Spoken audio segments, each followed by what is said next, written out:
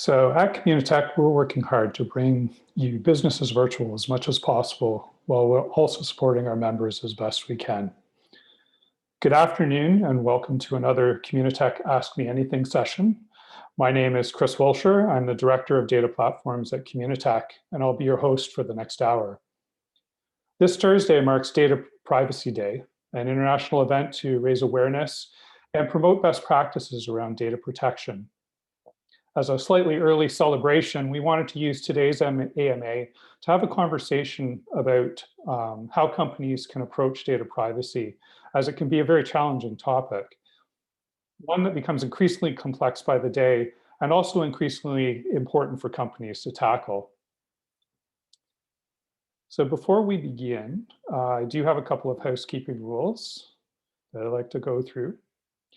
We are recording today's session, and it will be available through communitech.ca at a later date. We do ask that you keep your mic muted during the course of the presentation just to minimize any background sound.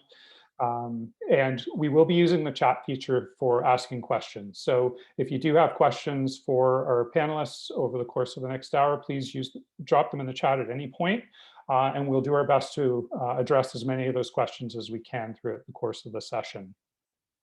We'll also be using Mentimeter as a tool to gather some input from you.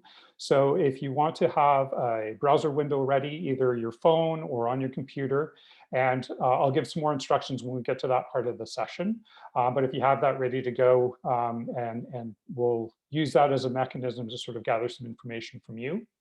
And lastly, I just want to state that this session is meant to provide general guidance. Obviously, privacy does have some legal aspects to it, and it can be very particular to your own organization.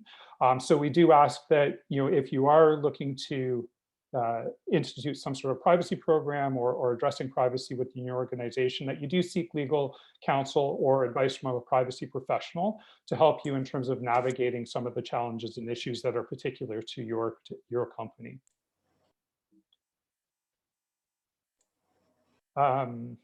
In addition, we do have an upcoming Ask Me Anything session next Tuesday, and it is about everything you need to know about term sheets.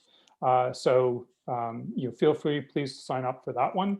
And then as well, if you do have questions about this topic or anything else, feel free to reach out to your Communitech advisor or CSM, and they would be happy to sort of answer any questions that you may have.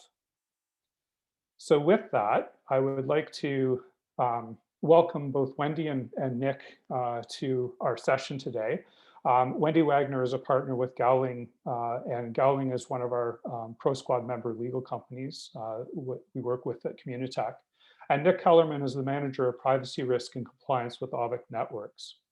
Wendy and Nick, thank you so much for joining us today. If you could each maybe just take a minute, just properly introduce yourselves and maybe tell us a little bit about your background as it relates to data privacy. Wendy, do you want to kick us off? Yeah, sure. Hi, everyone. Good afternoon. Thanks for joining.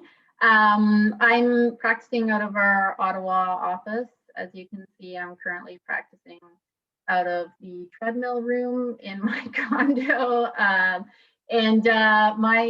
My area of practice, or one of my primary areas of practice, is data privacy and information management. So that's a really broad space. I focus mainly on Canadian law, although many issues are multi-jurisdictional in nature, and I think we're going to be touching on that a bit today. When I have an issue in another jurisdiction, I either turn to one of our international offices or partners who we work with in the United States.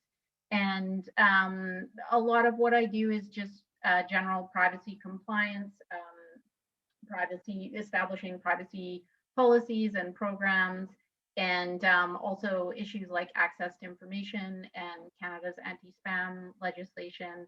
And some of that touches on marketing and advertising as well. So it's a broad space and a really interesting area because there's so much changing and developing all the time. So yeah, that's me, and I'll turn it over to Nick.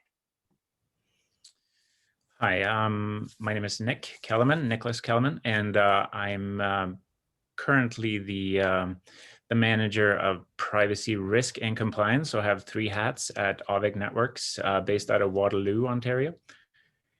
And my responsibilities are more from an operational standpoint. So I help Auvik operationalize privacy. And my previous experience is in the same fields. For the last 10, 15 years, I've helped big and small organizations operational privacy.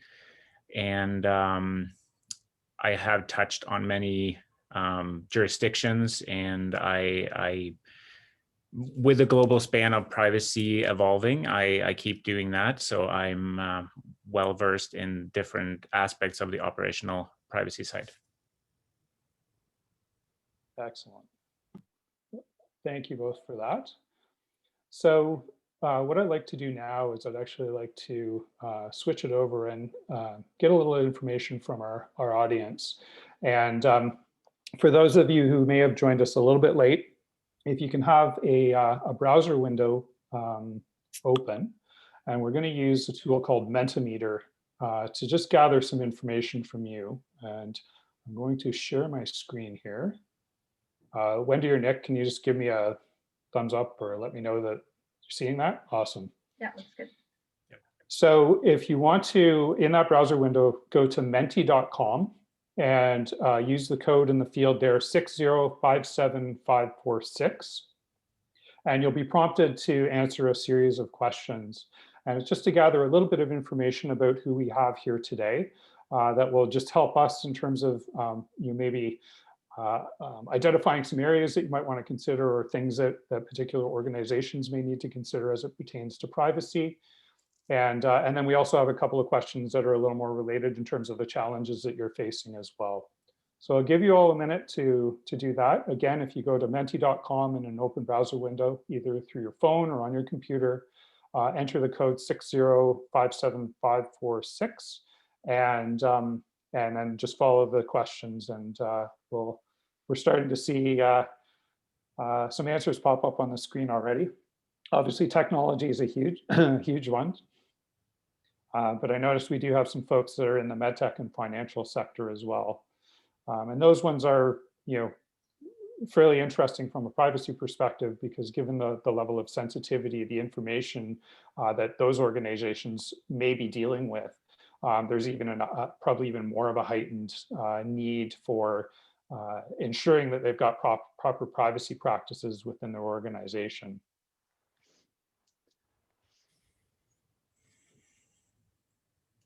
So looking at jurisdictions, obviously most people are in Canada. I kind of expected to see that one as the highest, but we are seeing a fair number that are operating in the US and also operating in Europe.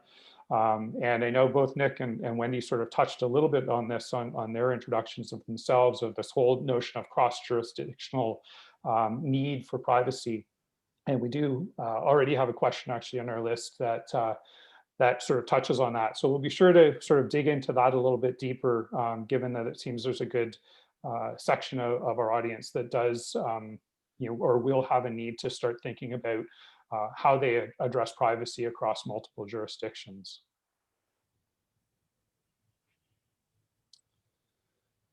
And then in terms of the roles that we have, again, pretty good cross-section of a variety of different departments. A lot of senior executives here, but also product development, marketing and sales, finance, legal, and some other as well. So again, privacy is a topic that it really touches across the entire organization. It's not just something that is necessarily housed within just the product development side of it. It's not just an IT issue. There's aspects of it that really sort of cut across an entire organization. And at minimum, there should be an awareness across a lot of these departments of what the company stands for in terms of privacy, the type of personal information that they may be dealing with, and how the company approaches privacy as well. Yeah, Chris, I think it's interesting on this slide that we have marketing on the one hand and then management and C-suite, because oftentimes I'm finding in practice that marketing is the first to know what's being done with personal information, and others may be further behind in the organization. So you guys, you marketing people have to keep everyone else up to date as to what you're doing. Absolutely. Very good. Well, thank you for that. And I know we have a couple of other questions that we had asked that I'm sure a lot of you have responded to. We're going to dive into a couple of other questions first before we get to those responses. And Nick, maybe I'll start with you on this one. So, starting at a very high level, why should organizations be considering privacy? What's the importance of this particular topic? Well, in my experience, privacy is embedded in everyday interactions with customers. It's something that can impact a brand, and it can disrupt your customer's experience. It could potentially damage a company's reputation, but it can also be a strategic opportunity for your brand growth, and also can open up potential business opportunities. Wendy, do you? Yeah, sure. Yeah, no, I think like that's a really great point. A lot of business partners now are looking to see that there's a robust program in place and that thought has been given to privacy right from product development stages. So I think Nick makes an excellent point. Of course, as the lawyer, I'm always bringing it back to issues of liability, and those of you who are in other jurisdictions will already be familiar with GDPR and the very high fines that are possible under that regime. And frighteningly, Canada is moving in that same direction. So there's new privacy legislation proposed at the federal level and also in Quebec.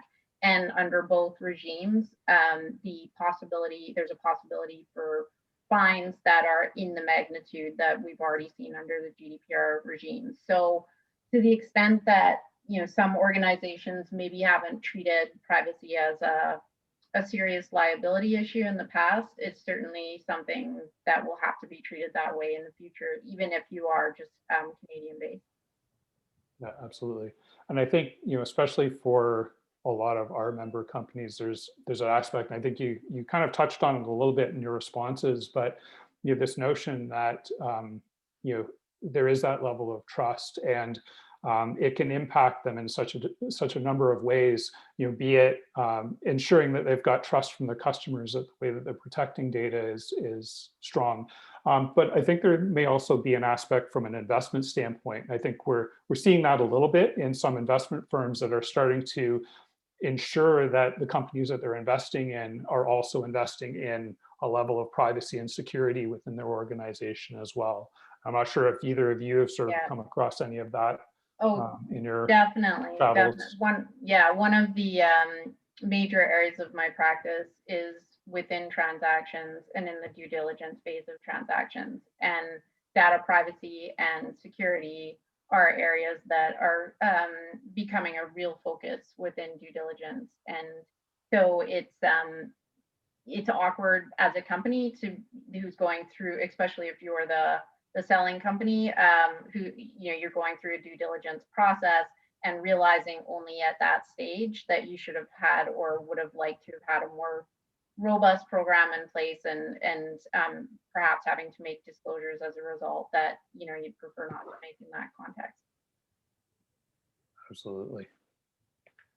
And I know we've had a number of people that have sort of joined since we sort of kicked this off. I do want to just let everybody know, if you do have questions for our panelists, please use the chat function.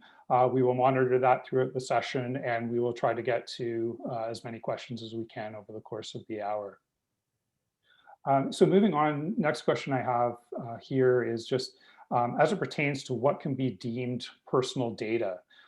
Is it just information like name, email address, and phone number, or are there other things that organizations should be considering when they're thinking about what personal data they actually process? Wendy, do you want to kick us off on this one? Yeah, sure. So the definition in Canadian law is exceptionally broad. And as technologies develop, it becomes broader and broader. So it's essentially anything about an identifiable individual. And some of the things that may come as a surprise to companies are, for example, IP addresses. In most contexts in Canadian privacy law, IP addresses are considered to be personal information or potentially be able to be connected to an identifiable information or individual and therefore personal information. So that's a big one. Business contact information. Most of our privacy law regimes carve out business contact information from the consent aspect of privacy laws. So you can use that without consent if you're using it to contact people for business purposes, but it is still personal information. And a lot of organizations also use information about their business contacts that goes beyond just their contact information. So you have to keep in mind that it's not the full scope of if you're, using business information, it's not sort of the full scope of information that's carved out from the requirements of privacy laws as well. Another thing to keep in mind is employee information. Not every privacy regime in Canada applies to employee information from a statutory perspective, but it's still very important, whether there's a privacy law that specifically applies to employee personal information, it's really important to safeguard it, obviously, for a lot of different legal reasons. So that's just a few examples of some of the aspects that are commonly missed. Nick, do you have anything you want to? Yeah, Wendy, you articulated that very well. I just wanted to say in addition that personal data is also data. Just because it's publicly available doesn't mean that it's for public consumption. It still can be considered personal data, whether it's easily accessible or not. So that's a really great point. It comes up all the time in terms of, can we go to social media sites, for example, and use information from that for marketing purposes? And social media listening, these types of tools are becoming very common. So it's really, really crucial to realize that. Absolutely. And is there an aspect of it as well from sort of that personal data standpoint of sort of insights that are derived or insights that are maybe created from pieces of information about a user's sort of thoughts or things that they consider in terms of their opinions and whatnot. Are there aspects there in terms of how that data can or cannot be used that companies need to think about?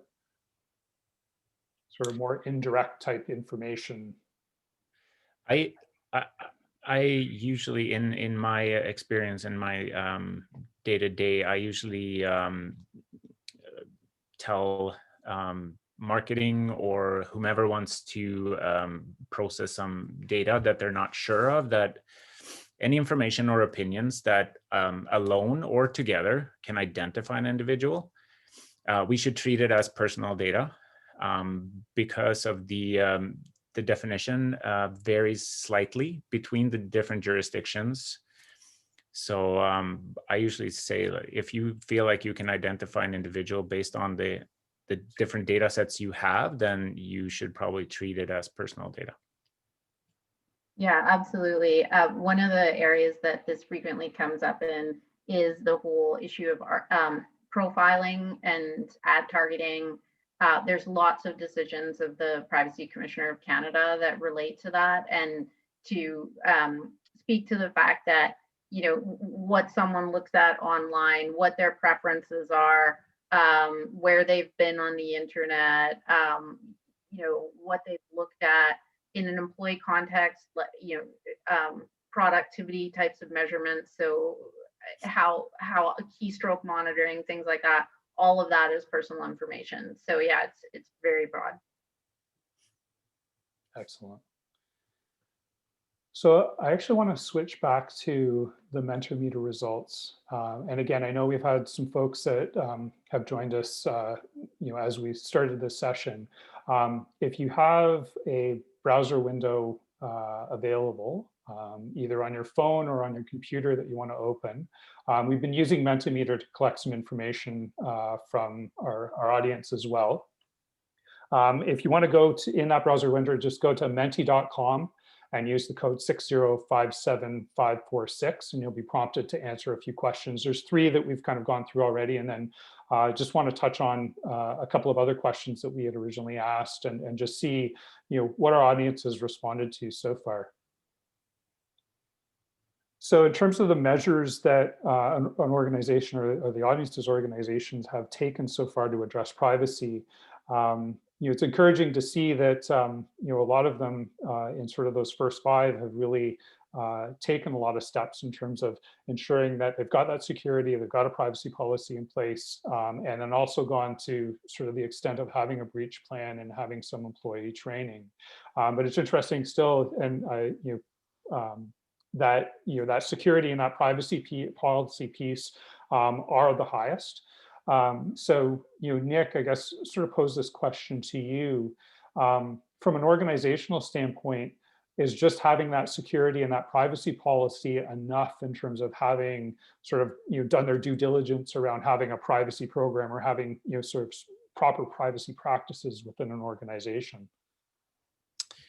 It's not enough. It's a good start, obviously. An important thing is that I find that it's difficult to have privacy without security. So because it's more security is the measures for security is a subset when you're addressing data privacy, and more or less it's a requirement to have a privacy policy in if not all, I think, jurisdictions where they have privacy regime. But I feel like whether you have one or not, you should make sure that you're operationalizing it, so you actually are doing what you say you're doing. And the IT security aspect will tie into your privacy policy, where you actually are handling and you're processing your customers' data or your employees' data the way you say in the privacy policy. So if you're saying that you are doing analytics on certain data sets, then you need to disclose that. You need to be transparent in a privacy policy. I know that, for example, Pipeda will require you to have a privacy training before you even process personal data.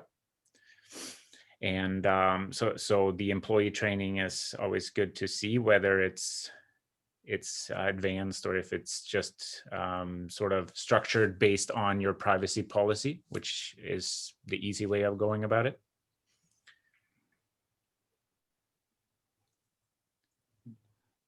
Yeah, I just add, Chris, that I'm not sure what the other accounts for.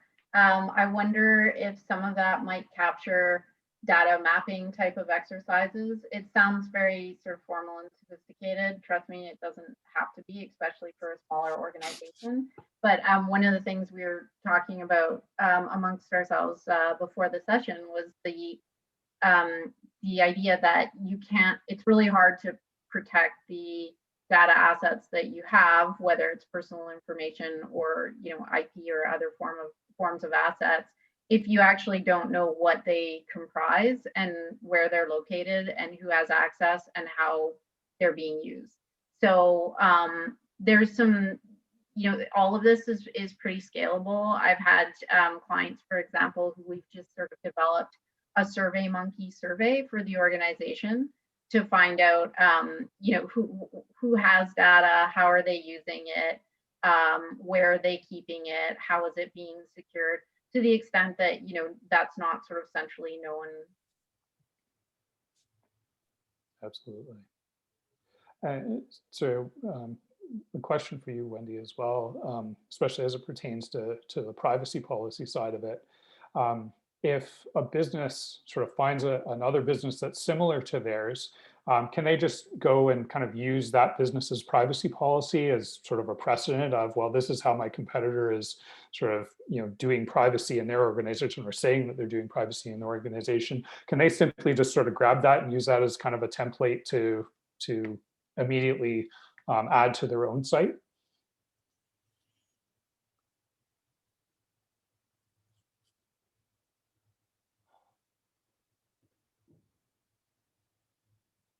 Oh, I think we may have lost Wendy.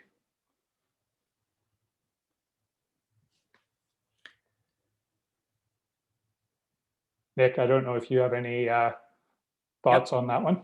If you want to jump in there, hopefully Wendy will join us. From a non-legal perspective, I can say that it's a good start to use other privacy policies as a guideline, but you have to make sure that it's reflecting your practices. So not just copy verbatim, but it's a good way of getting a structure of creating your own. Absolutely. And I think you alluded to this point in your earlier comments, that it's also ensuring that your privacy policy is a proper reflection of what you're actually doing with that data as well. And I think there's been a number of examples of people that have, or organizations that have put policy privacies in place, but it hasn't necessarily been a true reflection of what they actually do. Right. You need to communicate when you create a privacy policy, and you make sure it reflects your practices. You also need to communicate to the rest of the organization, or the rest of the employees that are doing it, that this is how we are doing it, because you're trying to be transparent to your customers and any prospects that may want to go into business with you. So it needs to be communicated. Yeah, absolutely. Absolutely. I'm Okay. back. Excellent. Wendy's back. Yeah, the system didn't like my last response. They're like, that is too difficult. Just stop. Sure, it was fine.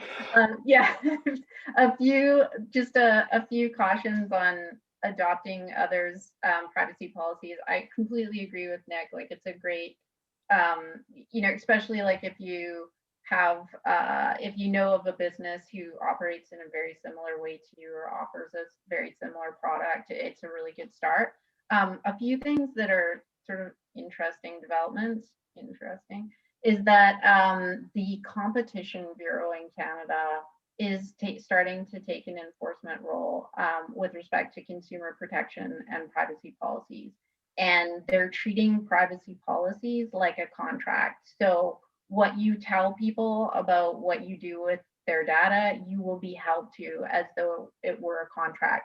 So one of the cautions in terms of using precedents is, sometimes you see policies that are very sort of flowery, or make a lot of promises, we never sell or rent your data, or blah, blah, blah, blah, blah. And that may be the case, but you have to be really careful and increasingly careful about statements like that, and all statements really that are made in your privacy policy, because of how much scrutiny that's being given now, and sort of, don't under disclose, but also don't over promise or sort of misstate what you do with data in practice. And just to add to that too, just keep it as a living document. Keep it because you may grow, you may change your practices, you may want to process data differently. So keep it as a living document and update accordingly. Absolutely. So let's jump to the next question that we had here in terms of the challenges that organizations are facing as it pertains to addressing privacy. So expertise has sort of jumped to the top here with keeping track of regulations as sort of a second. But yeah, it certainly seems that that a lot of them are really facing that finding the right expertise, or getting the right expertise in house. Keeping track of regulations, and then also just not even sure where to start. And sometimes that can be, a fairly big roadblock for for organizations is just, because it is such a complex topic, because it is something that changes so frequently, it could sometimes be very hard and confusing to figure out, well, what is the right thing for us to do to get going? Nick, do you want to sort of talk a little bit from your experience, both with Aavik and some of your past companies that you've worked with, in terms of how you've gone about kind of, getting them set up and starting down that path of addressing privacy? Yeah. So in my experience, both from larger organizations and smaller ones, I find that it's the same. Privacy is not a revenue-driven initiative, so sometimes it's really hard to get buy-in to do all the things that are required to put in a solid privacy program. So I've always started small and trying to assess the low-hanging fruit, so to speak. And looking at gaps that are the immediate gaps, the clean gaps that you can find, and start mapping out what needs to be done, and start small. And then I've been fortunate, but in my roles, I have been recognized for doing the small gaps and clearing a bunch of gaps internally. So I have been recognized to do that and given more opportunities to expand on a privacy program. So it is hard to get buy-in many times, but you show value when you can map the data, and it's more of a proactive approach, because if something happens, and in my experience, it's not if it'll happen, it's when it happens, then it's going to cost you a lot more than being proactive. Absolutely. Wendy, do you have any comments you want to add? Sure. I think one of the legal requirements we can hook this to is the requirement to actually have a point person. So you're supposed to have someone appointed to be the privacy officer within the organization from a Canadian perspective. Other jurisdictions have more formalized requirements for that as well. And I think, once you identify that person, you do need someone to kind of take charge of a few things at least. And so it's helpful from that perspective. And there's actually a ton of resources out there in terms of getting that person some training that they can share within the organization. There's really, really good industry associations, like International Association of Privacy Professionals is IAPP, is fantastic. So there's a lot of materials and training out there. It's just kind of having someone who's willing to take that on and start the ball rolling, I think. Absolutely. And so as a bit of a follow-up to your responses to that, from a regulator's point of view,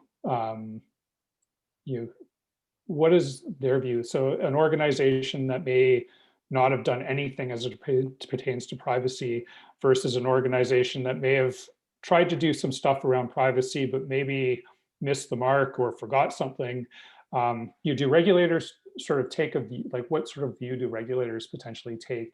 Are they a little more lenient on an organization that's at least tried to kind of put some things in place, but maybe missed a few things and didn't kind of get everything covered, especially given the fact that privacy is such a sort of a broad, complex topic?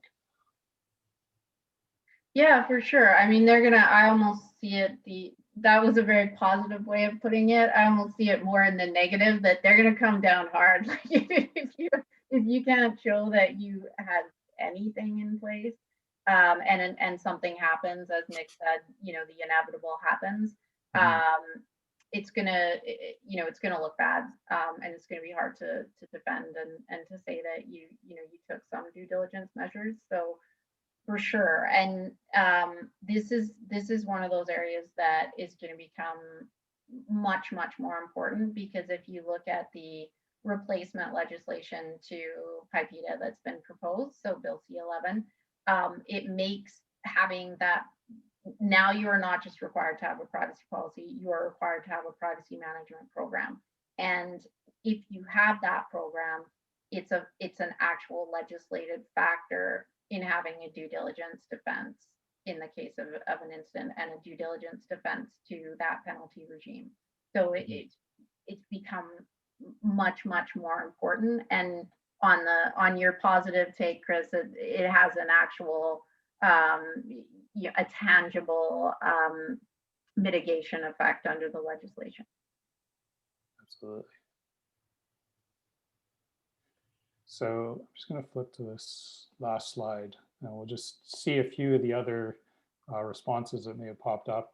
If you see anything in here, either one of you, that you may want to throw a comment on, feel free to just jump in. Yeah, the very small company trying to meet the needs of large partners, that's the one. Do not feel alone.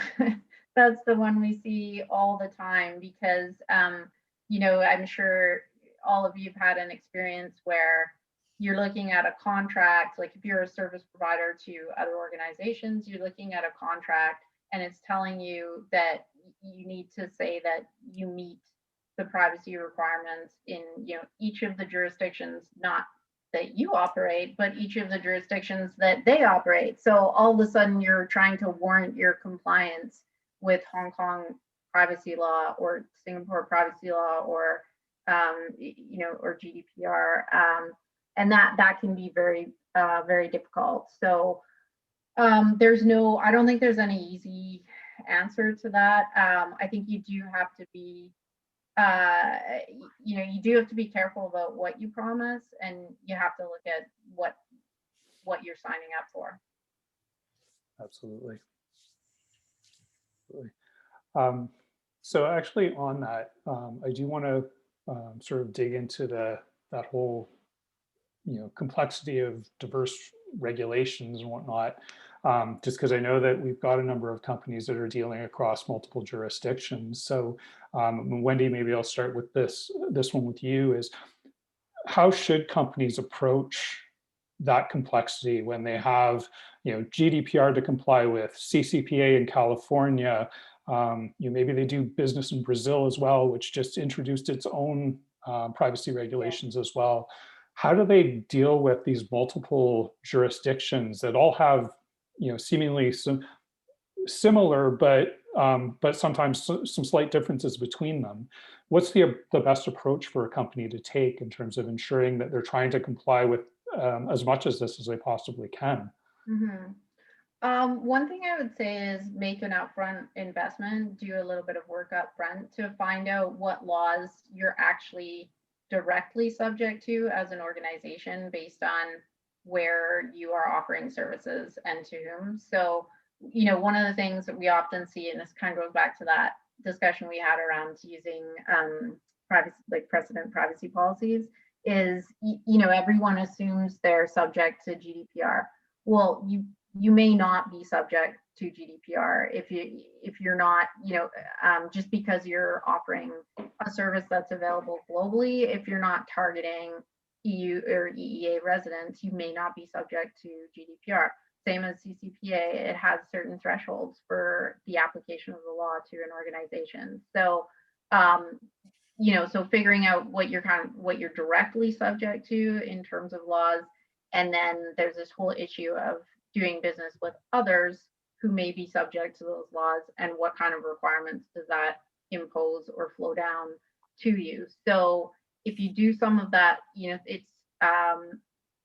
it's a task, and it can be costly, but if you do some of that work up front, then you're not encountering it every single time you go to sign a contract with an organization and trying to figure out, you know, what laws apply and what you really need to do. And Nick, I know you've had some experience in, you know, working in an organization and having to deal across multiple jurisdictions. What's sort of your take on that question of having to deal with this complex web of regulations? Yeah, no, I would, I second Wendy's answer with uh, identify where the personal data is from or residing. So you know roughly where you need to, what requirements you're looking to adhere to. And ultimately, the goal should be to bake in those efforts into your current business as usual activities, if you can. And as a general rule, most privacy laws are very similarly structured. So you have to have accountability. There needs to be some transparency. If you're transferring data across borders, you may need to have some kind of transfer mechanism in place. Many of them are consent based.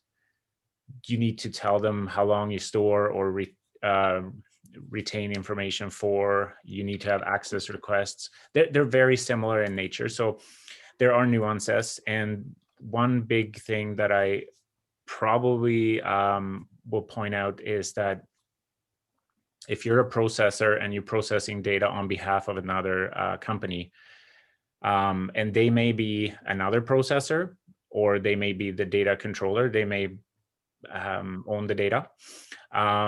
You may have agreements with them that are more stringent than the actual law, depending on what you agree to. And it's mostly for notification. So you may have notification, you may have SLAs, so you may have certain kind of service level agreements that stipulate that you have to notify them of certain things,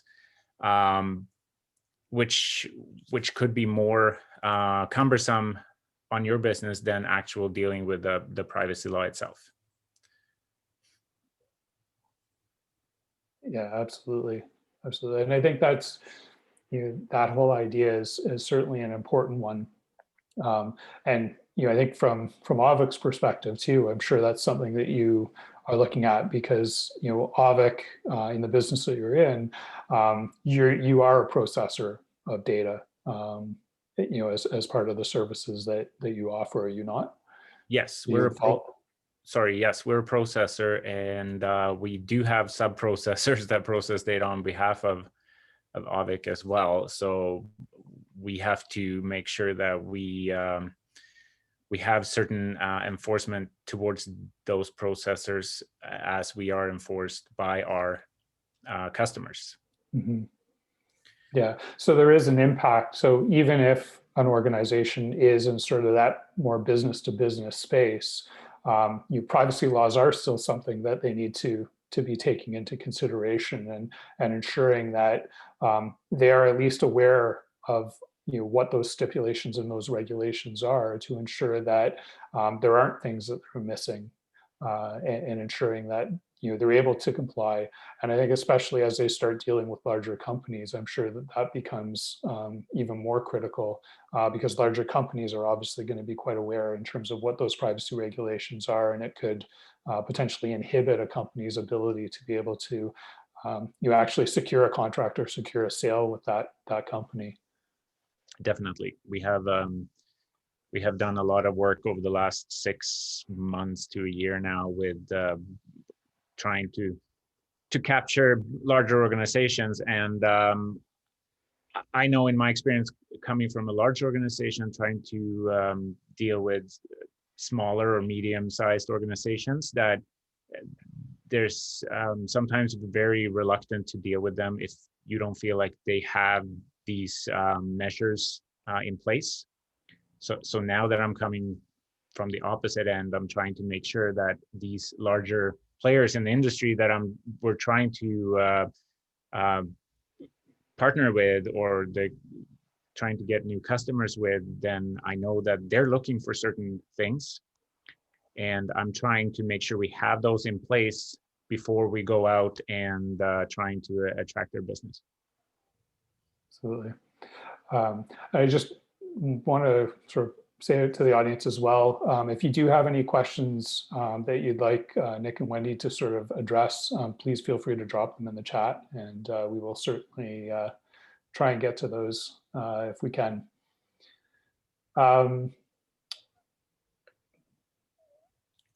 So I guess a little bit on that point that Nick had made, from an organization's perspective, especially a smaller organization, when they have service providers that they might be going to sort of get services for, what sort of things should they be considering to ensure that that they're properly protecting themselves, especially where it pertains that service provider is potentially going to be processing data on behalf of that organization.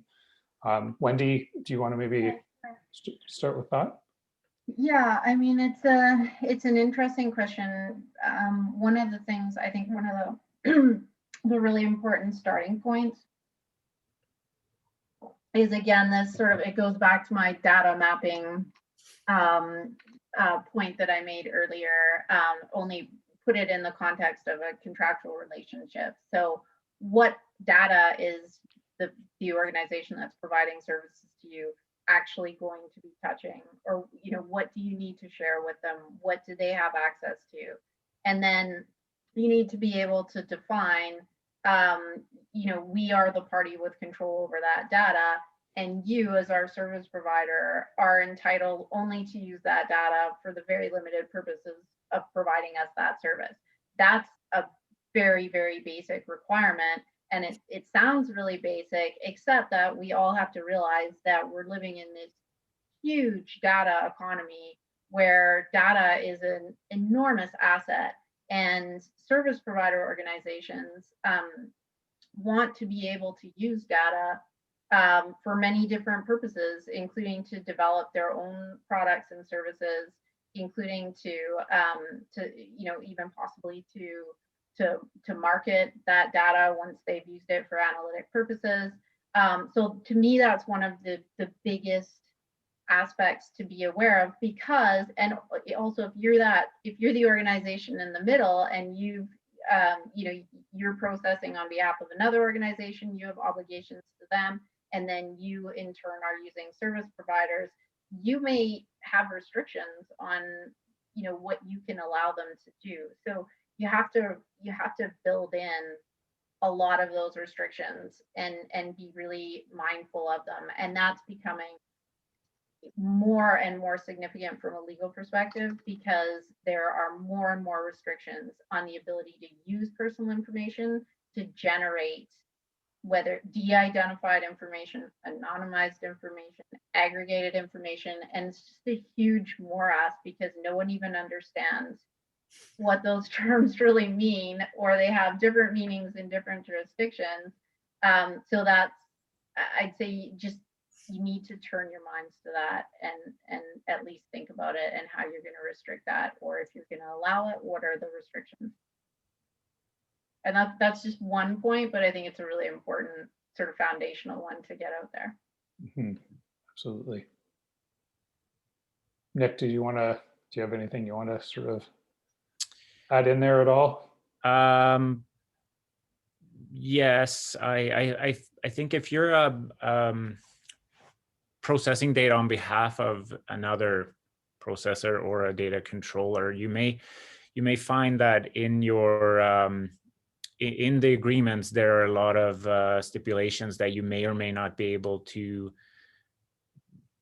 handle operationally, and so you should be aware that there might be a lot of requirements put on your organization. And under privacy laws, you're equally as accountable for that information when you process as the company that you're processing on behalf of. So just because they're required maybe to notify authorities of a potential incident or a breach, from an accountability perspective, you have the same accountability. So if you feel like you cannot operationalize certain requirements that's put on you, then sometimes it's best not to process the data at all. Right. So another question, and I think, Nick, you may have made this comment when you were talking a little bit about security. It's not a matter of if, but when you run into a security breach. Yep. What do companies need to be aware of if they do encounter a security incident, such as a data breach? I would recommend early on, long before it happens, because at some point it will happen, that there should be some kind of process how to handle a potential incident. It should be documented and communicated. So when it happens, you have more or less some kind of guidelines how to handle certain areas, and much like a BCP when you have to have business continuity, because you may, as a part of this breach or an incident, you may have to limit access for a certain for a while or for a long time when you do your when you determine your scope or assess damages, or you're trying to do the mitigation. And again, if you're a processor, you have to be aware of your commitment to your customer and their data, what you agreed on in terms of a contract. And if you're on the controller side, there's a lot of variety when it comes to privacy and breach notification laws. What certain laws regarding in the States, the breach notification has certain stipulations when you need to notify authorities, attorney generals, or individuals, and it's very sectoral. So you may have to deal with 50 different types depending on which states you're dealing with. So it's very convoluted, but that's where this incident handling process will come in. So you are more prepared, and to Wendy's point, it's always good to start to document what type of data do I have, where is it located, and who am I processing data on, in what jurisdiction. Yeah, I completely agree. It's an exercise that should be done in advance, as Nick says, because it's really stressful at the time. So the more you can have documented in terms of what your obligations will be, the more you'll have that roadmap in place to turn to, and you won't you won't be figuring it out all on the spot, because there's going to be enough to have to figure out on the spot. And as Nick said, that includes not only your obligations to regulators, but your obligations to business partners as well. Absolutely.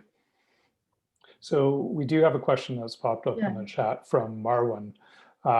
It can be challenging to update privacy policies as quickly as business activities mature. Should privacy policies, for example, cover potential activities, or is that advised against? Yeah, that's a really interesting question. I don't think there's any clear answer. I mean, there's two aspects of it, I guess. How well do you know what your potential activities will be in order to be able to describe them? Because I can see it being very challenging to properly describe a potential activity unless it's pretty crystallized, right?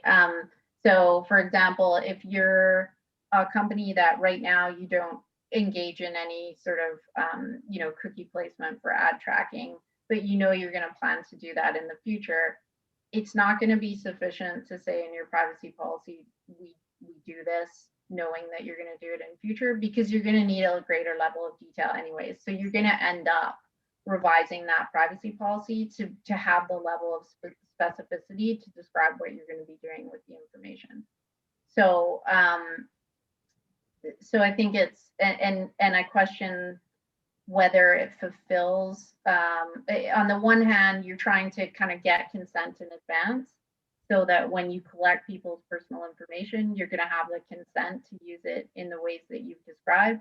But on the other hand, I think you're kind of cutting across the transparency requirement, because you're not I question whether you're really telling people what you're actually doing with their data if what you're telling them is what you might do with their data. So those are just some thoughts, slightly contradictory thoughts, but for what they're worth. I think the biggest risk is just that you think that you've covered yourself off by describing whatever activity that will be, but you probably, there may be a high risk that you haven't. Absolutely. Nick, be interested on your take on this, given you've worked in a couple of different organizations. How have you sort of managed that change in business flow and trying to keep privacy policies up to date? Well, the guidance is to update privacy policies regularly. So it doesn't say that you have to do it right when you change your method of processing data. However, to Wendy's point, you need to be transparent, because if you wait 6 months or a year to change or update your policy, and most incidents or most complaints come from individuals finding out after the fact that you're not doing what you should be doing. And so if you know that you will do something, don't wait 6 months or a year to update your policy. But it's really hard to do it as a preventative sort of catch-all, like I may do this in the future, because then you're not really transparent on your current practices. And that's really what the privacy policy should reflect, your current practices and what you're actually doing. See, we were actually consistent in our confused response. Right, and that goes for that mostly goes for the information that you collect directly from individuals, because if you're processing on behalf of somebody else, then you may have limitations in your agreements with that customer, what you can and cannot do to start off with. Yeah, exactly. Absolutely.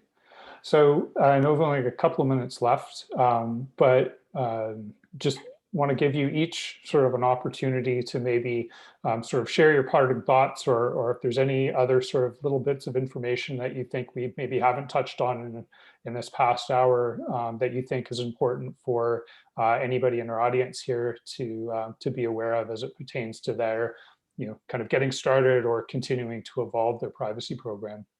Wendy, do you want to maybe take the first step Yeah, here? sure. I'll go back to that investment point that Nick made. It is, it's sort of irritating to have to take your attention away from things that you're doing in the business that make money and direct them towards things that don't. But this is it's becoming a more and more important topic, and it has a lot of risk and a lot of upside potential in terms of appearing to be an organization and being an organization that's paying attention to this issue. So I would just say, make the investment, focus some attention on it. Things are developing quickly.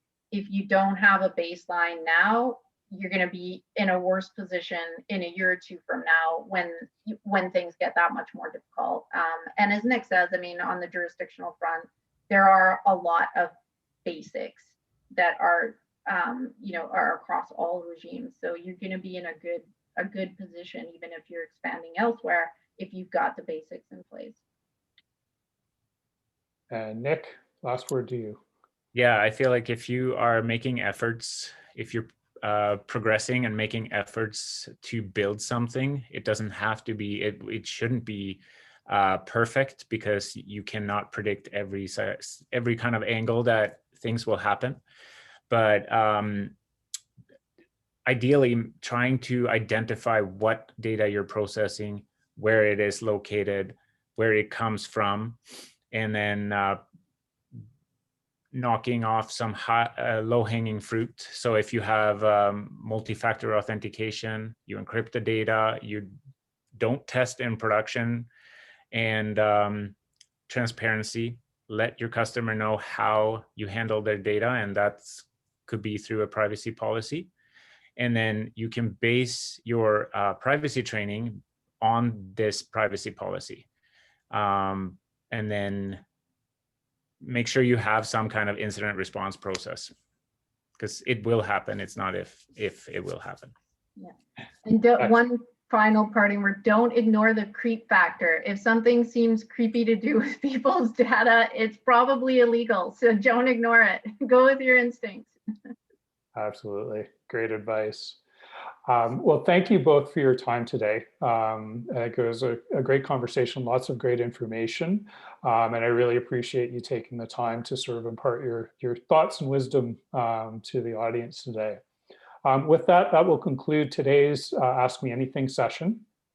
As a reminder, you sign up for Your Week in Tech or in the Startup and Scale Up newsletters. You will find a list of upcoming Ask Me Anything sessions. And if you want to learn more about privacy or have any other questions, please contact your Communitech advisor or your CSM, and they will be happy to sort of direct you to appropriate resources or direct you to myself. So on behalf of Wendy, Nick, I'd just like to say thank you very much for joining us today, and enjoy the rest of your day, and hopefully we'll see you again soon. Thank you. Thank you very much. Bye.